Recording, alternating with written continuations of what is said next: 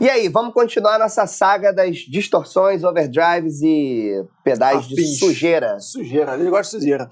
Pois é, hoje o negócio tá mais complexo, né? A gente falou muita coisa de coisa antiga, da evolução, hoje ele tá falando uma coisa que é relativamente moderna, né? Talvez, eu acho que lá pro final, início de 80, o B.K. Butler já tava fazendo Tube Driver, né? Capaz, acho que é por aí.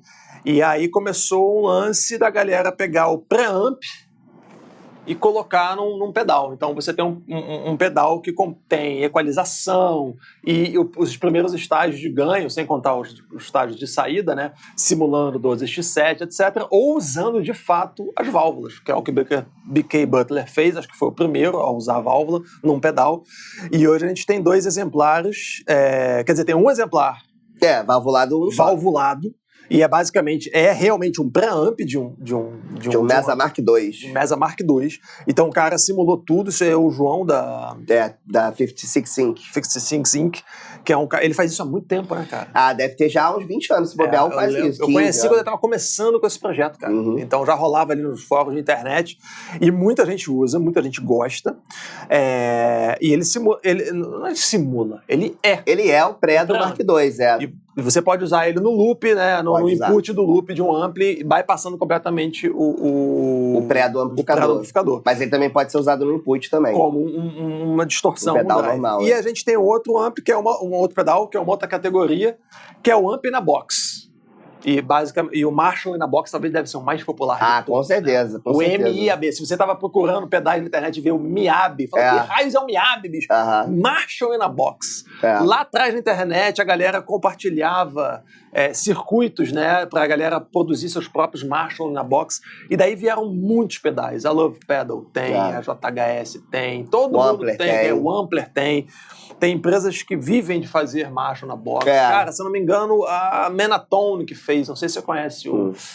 E agora eu vou esquecer o nome, é British King, uma coisa assim. Enfim, tem várias boutiques, empresas grandes, pequenas, todo mundo fazendo. O BB Preamp não deixa de ser uma... basicamente é o Blues Breaker, né? Mas ele já é uma evolução, ele não é o circuito exato do Blues Breaker. Exatamente, né? é uma inspiração, mas ele no final acaba sendo um overdrive. Eu acho que... Agora, isso aqui é da Utopia Effects, é isso? Isso. Então são 2 pedais brazucas. 2 pedais brazucas, 2 pedais brazucas. E o bacana é que é a primeira vez que nós 2 estamos tocando esse. Exatamente. O 2203 Brick acabou de ser aberto da caixa, colocado no chão e ligado aqui pela primeira vez. É a primeira vez que a gente vai tocar isso. Então a gente realmente está descobrindo. E eu nunca toquei no Tube Station, apesar de vários amigos recomendarem pra caramba. Enfim. Cara, na verdade, acho que o principal, né, o que você espera de um pedal nessa onda, né, na onda que ele é inspirado num ampli, é você basicamente ter um pouco da resposta do ampli que você gosta, né, de um ampli valvulado, né, quase sempre, 99% do tempo, né, poder trazer isso, transportar isso para um outro amplificador ou um outro sistema, né, então...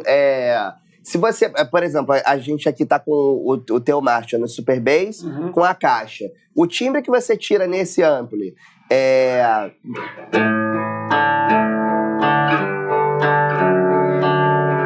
esse timbre que você tira aí, e a sensação da dinâmica de tocar com o ampli, de tocar mais forte e ele vir mais, você não vai conseguir ter ele em outros amplis que sejam muito diferentes, né? Sim. Então, o pedal Amp na Box, o conceito do Amp na Box, veio para ajudar a trazer essa curva e, muitas vezes, a sensação da resposta da saturação de um ampli para o outro, né? E muita gente, a galera usa muito isso, né? Eu já fiz isso. Você vai fazer muito show viajando, não leva teu ampli, não leva um simulador de amplis. Você vai ter um ampli no palco, vai ter um Fender Twin, vai ter um Jazz Chorus. Eita! Isso daí tem que ser mestre pra timbrar. Eu admiro quem tira o som maneiro. Mas é punk na estrada. Mas você vai ter alguns amplis, às vezes, vai pegar um Meteoro da vida, um ampli que tá ali, que você não conhece nenhum modelo, às vezes, E tem a possibilidade de você colocar na tua pedaleira, você vai levar só a guitarra e pedal e vai plugar no input ou vai usar o loop de efeitos, quando eles têm, nem todos têm. E isso te ajuda a chegar num ambiente mais confortável, né? Exatamente. Você tá um pouco mais em casa do que lidar com o ampli direto. E você pode colocar outros boosters e drives e fuzzes ligados nesses pedais. Agora, os Marshalls e na box especificamente, como o Brick, eu vejo a galera muito tem um ampli que gosta, o som limpo que gosta, e não é que o cara não gosta do ampli que tem. É que ele quer o drive, na hora do drive ele quer aquele som de Marshall. Ou na hora daquela música ele queria um drive de Marshall, não um drive que seria do ampli dele sendo empurrado para um Tube Screamer. Que é uma possibilidade incrível, se você considerar que você teria que ter 2 amplis ou 3 amplis e no alternar palco. entre eles, né? Então você pode ter um ampli que é um ampli na box simulando um tweed para base, na hora do solo ou numa música mais moderna você usa um plexi envenenado. Então assim, é muito útil. E o bacana desses pedais é que eles tendem na minha experiência, a soar bem em qualquer ampli. Eles são menos dependentes de ampli do que os drives e boosters que variam. Na verdade, a intenção deles é somar com o som do ampli. Isso. Esses daqui, eles tendem a tomar um pouco conta, a equalização deles é mais complexa, então eles acabam tomando, o som deles é mais dominante, vamos dizer assim. E você tem mais ferramenta também para contornar o voice do ampli que você está usando. Exatamente. Então, por exemplo, no caso do Tube Station, como ele tem... muito controle, né? Ele tem muitos controles e ele tem Na verdade, ele tem o mesmo layout de controles do Mark II, né, original. Ele não tem o equalizador gráfico, mas o botão de médio dele, quando você puxa, ele funciona... Ele tem um push-pull. Ele tem um push-pull. Ele funciona como se você estivesse engatando o equalizador gráfico. E aí, quanto mais você abre ele, né? Ou fecha, agora eu não lembro, a gente vai ver daqui a pouco. Você mais aquela curva do V do equalizador gráfico do Mesa você vai fazendo. Então, você vai dando reforço nos graves e médio graves, e nos agudos e nos médio agudos, e vai tirando o médio médio para chegar naquele som mais escupado, que é característico do Mesa Boogie, né? Isso é muito útil para tirar som pesado, moderno, de metal. Tem seu uso. Mas lembrando que o Mark II é um ampli extremamente versátil. Não é um ampli necessariamente moderno, ele soa vintage em muitas situações. Tem muitos guitarristas que não são de metal que usavam a série Mark, né? O John Scofield passou boa parte da carreira dele com o Mark. Mark II. Não, agora não sei. Não vou falar isso em rede nacional. Eu vi uma apresentação do... Putz, esqueci o nome, do guitarrista do Gov't Mule. Warren Haynes. Warren Haynes. Em que ele estava usando um Mark IV no palco, no canal lead, e controlando a dinâmica no potenciômetro da Les Paul o show inteiro. E não fica metal, né? Quer dizer, nada metal, é bluesão. A concepção das pessoas é muito engraçado, porque ele fica famoso. A Mesa Boogie ficou famosa, pelo menos eu fiquei conhecendo, são dois vetores. Santana, de um lado, e de outro lado foi uma turnê que teve o Metallica com o Soundgarden, início da década de 90. E de repente... Metallica usou Rectifier há muito tempo. Cara, de repente você ligava a televisão, tava vendo um show do Metallica e Soundgarden e tinha... Mesa Boogie. Então ficou esse som pesado moderno na Mesa Boogie. Só que, na verdade, ele tem uma história muito anterior a isso, anterior até mesmo a Santana, e veio do Fender, né? Esse reverb modificado. Não, na verdade, o Mark I até, eu acho que é inspirado no Bassman também. No Bassman? Eu acho também que é no Bassman. E é curioso quantos amplificadores nasceram do projeto do Bassman. A verdade é que a Fender, né, bicho? E a Fender parece que pegou o projeto da RCA, né? O manual de uso da válvula. Aí a galera foi criando em cima daquilo e é muito bom, né, cara? É muito bom. Ele tinha que trazer um Bassman num dia, né? Verdade. O Super Bass não é muito diferente do Bassman. Não, o Plexi é um descendente direto. Um descendente direto do Bassman. Cara, vamos tocar? Vamos falar uma coisa que eu acho bacana falar, que o Tube Station é muito usado no loop. Isso. Tem gente que usa ele direto com simulador de falante. Apesar dele não simular um power, mas ele tem uma saída que... Então, as versões novas têm uma saída com emulação. Então falante. Isso. A minha não tem. E aí, pra gravação é muito bom, né? Isso. Pra gravação é muito bom. Você pode ligar direto e tal. Essa versão aqui ou liga no input ou liga no loop. Tá. Né? Vamos tirar um som? Vamos. Mas isso aqui...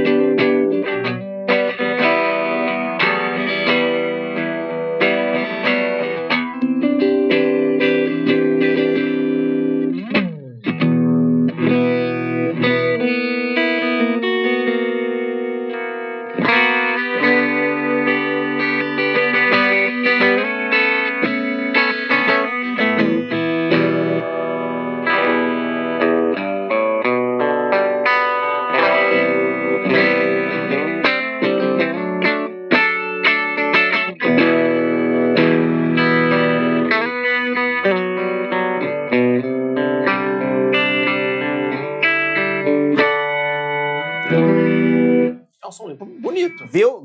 Quer dizer, a gente mudou a curva. A gente mudou a curva do seu macho. Não, é outra resposta. Ele naturalmente é muito mais médio, né?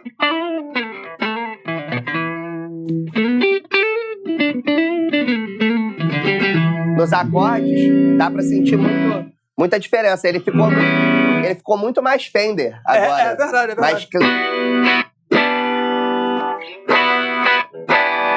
Mais médio. É o mais médio, né? E aqui ele dá uma engordada, arredondada.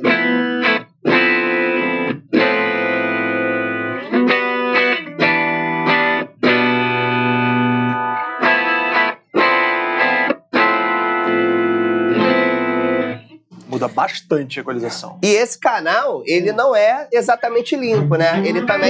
Ele também fica sujo, se você quiser. Tá bem limpo, né? É, exatamente. Então, por exemplo, vamos ver se não vai explodir nossos ouvidos. Tá, toca aí.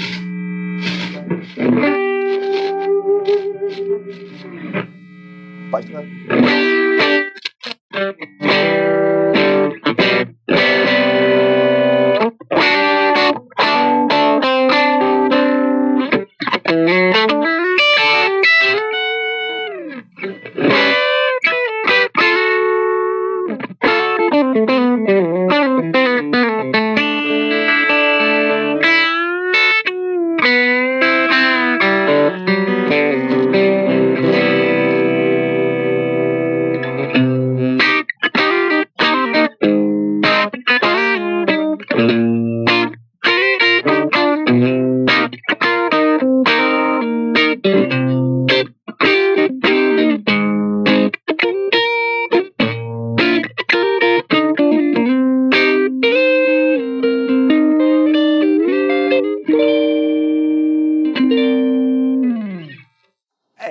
É um drive que não é...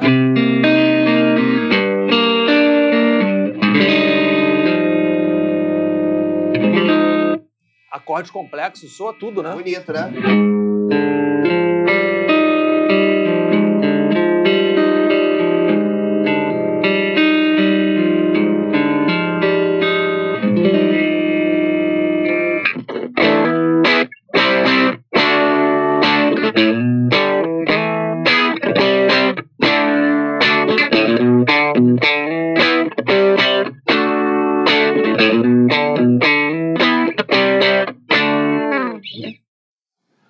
O agudo me incomoda um pouco. Somam os dois e a gente até cortou aqui. Eu tinha colocado, tava aberto, Trava. Não, mas então, vamos pro... Vamos aqui, ó. Ele com o Márcio.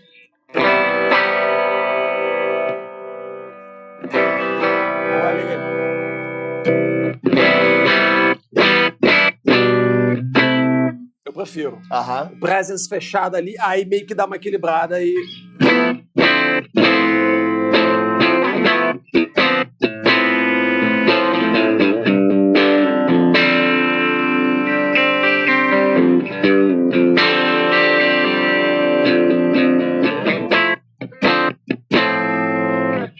Muito bom. E é um som... Não é moderno exatamente, mas tem um punch, uma definição. Não é vintage. Não é vintage. Interessante. E o canal vermelho dele é o canal do ganho, né? O canal que ele é mais conhecido, né?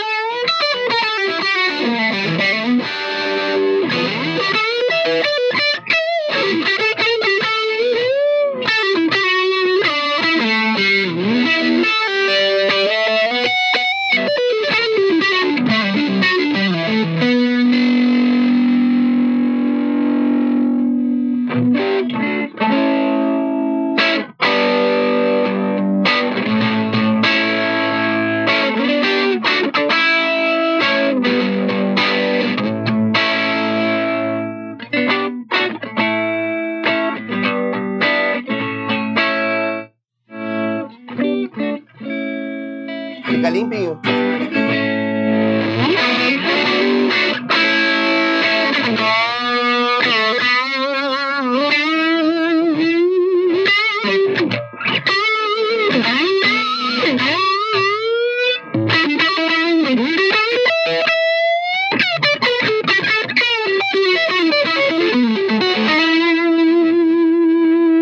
Fica leve de tocar guitarra. É, uma compressão de... Esse é moderno. Esse é high gain. Esse é high gain. E aí o legal é que, não sei se você percebeu, mas eu passei por vários setups de médio. Muito. O médio altera... A maioria dos pedais, o controle de médio é muito limitado. Muito limitado. Um pouquinho mais, um pouquinho menos. Esse daí é bem radical. Muito, muito radical. E aí você pensa que, como ferramenta, para você, por exemplo, a gente tá tocando aqui, você tá de Telecaster e a gente tá ligado no Marshall. Mas se você pegar uma guitarra com humbucker, uma guitarra de 7 cordas e tal, você consegue shapear esse som, levar ele para onde você quiser. Entendeu? Ele começou mais dark, eu fui abrindo, ou seja, ele tem o voicing mais dark, tem o voicing mais aberto, né? O que definitivamente ele é um som de distorção high gain moderno. Né? Você consegue tirar sons mais mid-gain, se você quiser, mas sempre vai ficar nessa seara do moderno. O mid-gain dele, eu acho que é a característica que faz dele moderno para os nossos ouvidos, essa coisa que tá mais definido, né? Ele tem o médio, ele tem um ganho, não precisa ser exagerado, mas ele tem um som que, sei lá, o agudo aparece sempre bastante, tem bastante detalhe da palhetada, os transientes e ele demorou pra soar comprimido. Por exemplo, o Canal Verde, pra mim, super dinâmico. Sim, é um som de ampli. Realmente é um som muito de ampli, cara. E pra quem já tocou o Mesa Bug, dá pra sacar. Sendo que a gente tá usando um setup que tem 6L6 nesse Marshall, então tem a ver com o que normalmente a galera usa no Mesa Bug, né? Mas o tone stack dele privilegia muito os médios. Sim. É porque tem um lance aí também ele tem outro tone stack completamente diferente, né? Totalmente, Esse controle de médios aí, se eu não me engano, ele atua depois depois da distorção. Depois dos estágios de ganho. Então, por isso que ele tem esse acento muito maior no resultado final, né? Ele varia bastante, né? Então, show. Agora, toca você e vamos ver o Brick. Vamos ver o Brick. Que é uma outra onda, já é... O Brick, se eu não me engano, esse é o modelo do Spilak, que é o Spilak que inspirou, falou isso. Que é o JCM 2203. 2203, que é o JCM clássico, JCM 800 de 100 watts. Que um dia a gente tem que chamar o Gucci pra vir aqui, ou o Spilak, que pra trazer todos os JCMs, é um convite. Todos os JCMs do mundo, né? Entendeu? Tá feito o convite, quando vier de São Paulo pra cá, trazer todos os JCMs, porque é uma área que eu não entendo muito a variação, mas tem bastante circuitos diferentes no JCM, e esse especificamente o 2203, que é para ser um favorito entre a galera. E é o primeiro, né? É o primeiro? Eu acho que é o primeiro que leva o nome JCM 800. Não tenho certeza, diz aí se tá certo ou não. O Gucci vai falar, não é! Não, mas eu acho que é assim, porque o 2204, se eu não me engano, é a versão de 50 watts dele. Tá. O 2203 acho que é o primeiro que se chamou JCM 800, que nada mais do que uma evolução de todos esses amplificadores que a gente viu, né? O Marshall, a galera saca muito o Plex. Todo mundo fala Plex. Muita gente vê esse daqui que quase não aparece aqui, tá meio escondido, vem pra cá, vem pra lá, enfim, não vai aparecer. Mas é um JMP.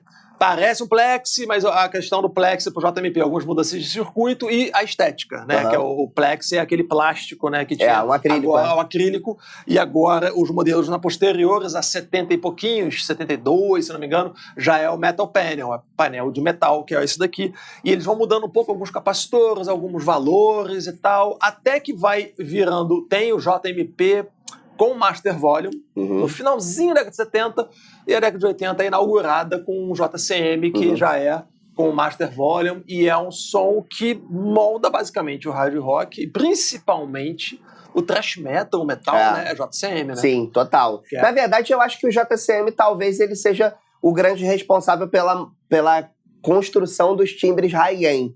E não é que ele seja um amp high gain. A galera ainda usava, empurrava com booster. Empurrava com Tube Screamer direto. Tube Screamer SD1, né? Zack Wilds. Todo mundo. Mas eu tô na dúvida agora. O Kerry King usava JCM com Tube Screamer empurrando. Todo mundo. Assim, é muito interessante, porque é uma tecnologia que veio para trazer uma praticidade, mais ganho e menos volume, Só que a galera colocou no 10 e colocou mais ganho, empurrou e veio um novo estilo de música, né? É interessante como a tecnologia vai mudando o som e vice-versa. Exatamente. E um tipo de drive comprimido, assim, mas com muita... comprimido, mas com muita dinâmica. De novo, que a gente falou no outro episódio, né? Eles não são inimigos, necessariamente. Mas tem essa compressão que ajuda. Quem já tocou numa situação dessa sabe que ajuda a tocar. Sim. Mas o JCM não é tão fácil de tocar quanto o canal lead de um Triple Rectifier. O Triple Rectifier basicamente toca pra você. Mas o Triple Rectifier e qualquer amp da Mesa Bug High Gain tem muito mais ganho. Muito mais ganho. Muito mais ganho. Então, e é uma decepção. A galera às vezes pega o JCM achando que vai vir aquele som mega ganho. Não vem. Não vem. Você tem que esculpir ele. O Mastodon usa JCM 800, se eu não me engano, em alguns discos, não tem? Não sei. Na gravação não sei, mas ao vivo ele usava um muito parecido com o seu. O JMP também.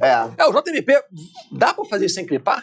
Se a gente fizesse, colocar ele altão aqui? Ou vai clipar ali no... Então, ele pode segurar o ganho. Segura? Só pra ter uma ideia como é que é um JMP. Segura, o mic segura.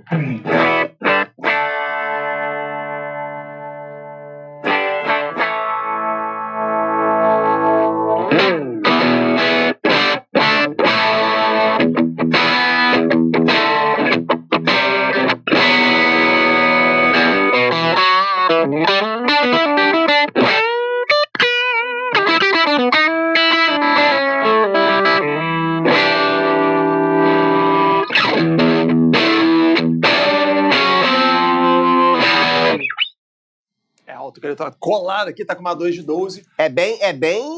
Bastante drive, né? Bastante drive. Ele tá no 10, é um volume muito alto em termos de dB. Eu dificilmente poderia fazer isso acompanhando uma cantora de MPB. Impossível. Nem uma banda de rock. Nem uma banda de rock. Se você hoje em dia é difícil. Impossível, a não ser que você esteja no palco do Maracanã. Aí você consegue botar o consegue de boa, consegue até 2. Mas tem que ser um lugar aberto, porque é muito alto, é muita pressão sonora. E é um ganho que, mas não é tão comprimido. Não é tão comprimido. Esse é o grande lance. Eu dou cada nota, você vê que ela vai morrendo, e é uma telecaixa. Se fosse uma Les Paul, uma R8 aqui, eu ia estar cantando, né? Ou eu não, mas assim, alguém que sabe tocar assim, ia estar fazendo isso. Mas ele é bem aberto. O bacana do JCM é que ele já começa a colocar uma compressão. E os pedais são bacanas porque você consegue moldar mais do que o ampli te deixaria. Eu acho isso legal. Com certeza. Não é pra imitar igual o JCM. Eu acho legal passar e misturar os dois. E nesse caso dos amplis in a box que são transistorizados, a maioria né? É que ele vai buscar essa resposta do ampli na forma de transistor, eletrônica. Então, assim... É uma recriação, né? É uma recriação, mas é uma recriação bem avançada. Porque, assim, a gente não tá falando de um circuito vagabundo, assim, né? Vamos dizer. É um circuito refinado, que consegue trazer dinâmica, trazer distorção harmônica que as válvulas trazem, né? Claro, a gente não vai, nunca ficar pirando em fazer uma coisa ser igual a outra, porque, assim, não tem nem propósito, né? A graça eu acho que é misturar mesmo. Né? Exatamente. Então, assim, se você não tem um JCM 800, você vai comprar esse pedal, você não vai achar que você tem um JCM 800, mas você vai achar que você vai conseguir chegar na onda do JCM 800 com uma facilidade, com facilidades e que não coisas que não existem no JCM 800. Por exemplo, tirar esse som no volume baixo. Porque esse som que você acabou de tirar só dá pra tirar no volume muito alto. Aí, se você liga ele, a gente vai ver que a quantidade de ganho que a gente consegue tirar com ele... Posso fazer? Claro.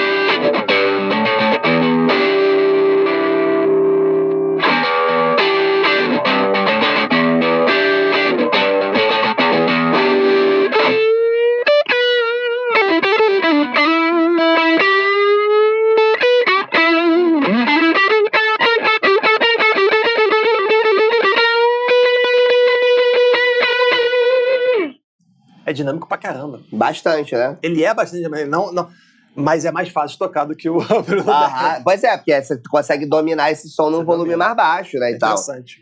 Vamos dar uma explorada no som dos sons dele.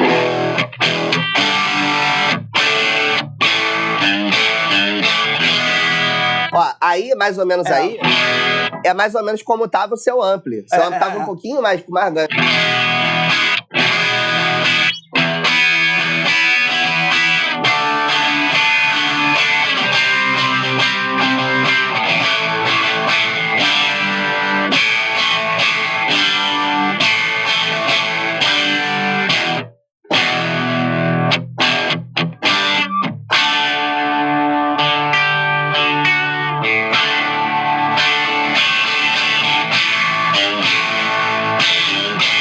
Reparou que quanto mais você abre esse controle, mais satura? Esse é um voice, né? Interessante. Exatamente. Mas o som fica mais aberto ao mesmo tempo. Fica mais aberto. Saturação que... Satura mais, quanto mais aberto.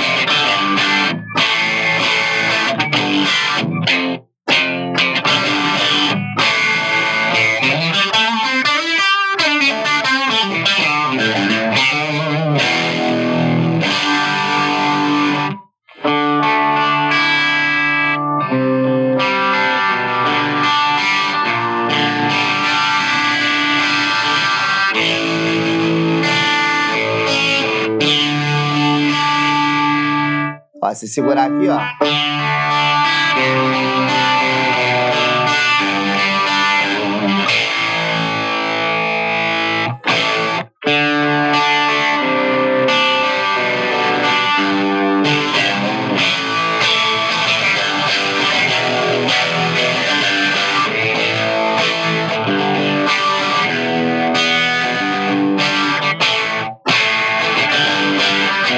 Viu como é dinâmico? É muito dinâmico, é muito dinâmico.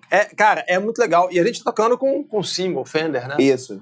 E ele vai bastante longe. Né? Você viu quantos alcances diferentes a gente conseguiu de timbre, né?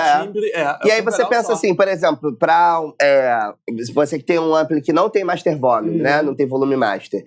Você consegue tirar o clean ou crunch que você quer e de repente dar uma empurrada com um cara desse. É uma opção também, não é porque amp na box tem que ser usado a música toda substituindo o amp. Não, às vezes fica achando que, não, eu uso o amp na box e ligo tudo nele. Às vezes ele pode ser um bucho de solo. Exatamente. Você traz aquele sabor de JCM só na hora do solo, não tempero, né? Exatamente. Você traz e pode ser maneiro pra caramba. Agora, o interessante dele é que a gente tá lidando com 2 Marshalls hoje, né? Ele casa muito com o voicing dos dois. Enquanto o que é um prédio, um Mesa Bug, ele traz uma outra realidade. Ele muda muito. Sim. Eu acharia difícil ligar e desligar ele no meio. A não ser pra fazer uma mudança muito radical numa música, no repertório. Mas, por exemplo, eu gostei como o canal verde funcionou no teu setup. Que deu uma outra cara pro clean. Exatamente. Eu consigo ver ele funcionando assim no contexto de banda, sacou? Realmente o canal vermelho ele já é muito característico. Muito. Né? Porque às vezes é o que o cara quer, né? Exatamente. E dá pra ele deixar ele no vermelho e ligar o vermelho direto, né? Dá pra... Então...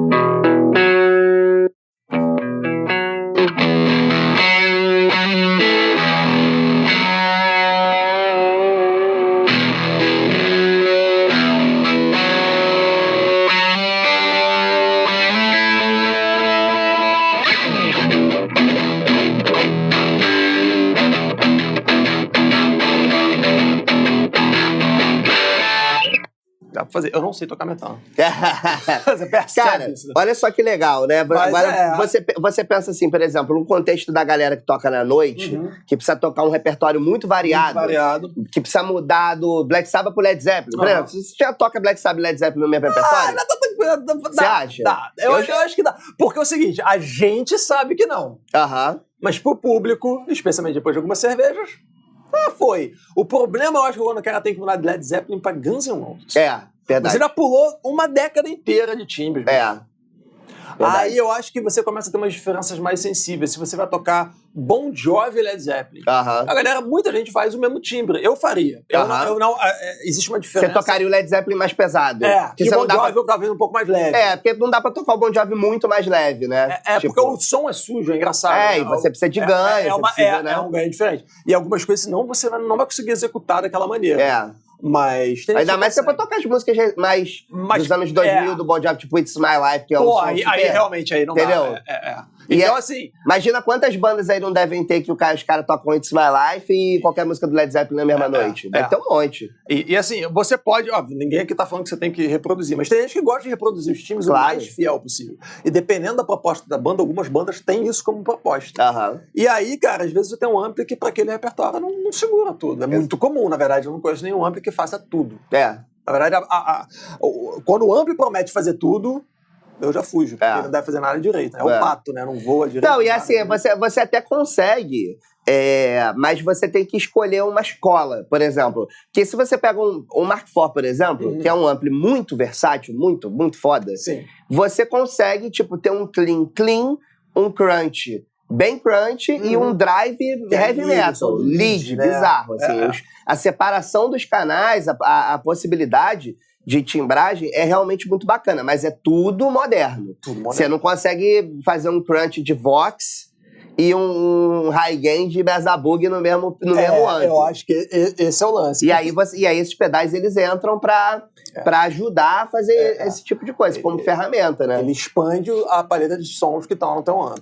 Exatamente. E tem muito mais possibilidade do que um drive comum. Exatamente. Eu, particularmente, me daria mal com um pré tão complexo. Porque eu ia tropeçar, eu ia querer mudar o som no meio de uma música para outra no meio do show e não ia dar certo. Você tem que saber o que tá fazendo. Mas tem gente que adora isso. Eu tenho amigos que usam exatamente o Substation muito bem. Pô, e é uma puta ferramenta de estúdio também, cara. Eu ia falar isso. Entendeu? No estúdio você consegue variar demais o som dos amplificadores. Você só tem um ampli no estúdio, um ampli que você gosta muito de som, mas chegou aquela, o cara pediu, o produtor pediu, bicho, faz um som mais moderno. Sabe o que eu já fiz? Eu já gravei usando o Tubstation no loop do Mark IV. De verdade. Porque eu achei que o pré do Tubstation, pro que eu tava querendo naquela hora, tava mais legal do que o pré do Mark IV, que em tese eles são muito parecidos. Sim, mas às vezes... sei lá, a combinação às vezes as válvulas que estão ali, as válvulas que estão no eu pluguei pra experimentar e rolou, e aí eu falei, cara, isso é quase o Inception do Mesa Boogie. Porque é um clone de Mesa Boogie usando o pré de outro no power de um original, né? E alguns músicos já fizeram isso. Por exemplo, se eu não me engano, o Ride the Lightning, segundo disco do Metallica, eles usaram cabeçote Mesa em potência Marshall e caixa Marshall. Olha só. Entendeu? Porque aí você cruza os voices das coisas e alguém vai falar, provavelmente alguém está vendo isso, falando, isso tá errado, não foi... Cara, quase isso. A graça Não, mas tem gente que tá errado. Alguém, obviamente, deve conhecer tudo que o cara usou, a meia que o cara usou, mas a gente tá falando, eu tô pensando assim, questão da combinação das coisas, isso não funciona, isso não pode, mas, cara, você tá, especialmente no estúdio, no estúdio você pode fazer, dar errado, depois você tende de novo. Ao vivo a gente tende a ser um pouco mais conservador, porque a parada tem que funcionar a noite toda, noite após noite. Isso. Mas no estúdio, cara... Pô, bicho, tu chegou, não tem esse negócio de, não uso isso. Bicho, no estúdio eu já usei delay de plugin. É verdade, cara. Eu já usei, bicho. Eu adoro delay na loja, adoro delay de fita, eu adoro tudo. Mas, cara, tem hora que você fala, e essa simulação aqui é tão legal, pronto, já chegou, resolveu, próxima música. Sabe? Isso é muito interessante.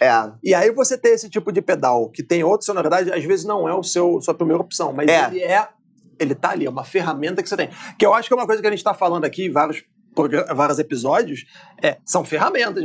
Exatamente. Você vai usar, às vezes você não vai usar, não tem um martelo que faz tudo, sacou? Exatamente. E, cara, eu acho que, assim, o grande valor, assim, o tempo que os anos em que eu usei o Tube Station como pedal principal, como centro do meu board, a grande vantagem era que, bicho, eu pegava qualquer ampli e eu conseguia ter um som maneiro. Não era necessariamente o mesmo som, não era necessariamente o meu som preferido, mas era um som maneiro que o Tube Station me ajudava a contornar os problemas dos amplis que eu encontrava por aí, entendeu? Encontrava-se que o problema não é você encontrar um ampli que não é valvulado, ou que não é caro, ou que não é maneiro. É você encontrar um ampli surrado, entendeu? Sim, esse. E aí não importa, pode ser um twin, que é super comum de backline, e é super comum de estar ruim. De estar ruim. De estar zoado, de estar com falante trocado, falante zoado, válvula cansada. E aí eu já fiz um show, numa vez, em que o backline tinha 2 Fender Twin, e aí eu usei um e o Luiz, que é o outro guitarrista da banda, usou o outro, e eles soavam completamente diferentes. Dois twins da mesma empresa. Aí eu falei assim, cara, mas tá muito diferente. E aí eu cheguei a fazer isso. Eu falei, deixa eu plugar meu setup aqui. Aí eu peguei meu setup e pluguei tudo diferente.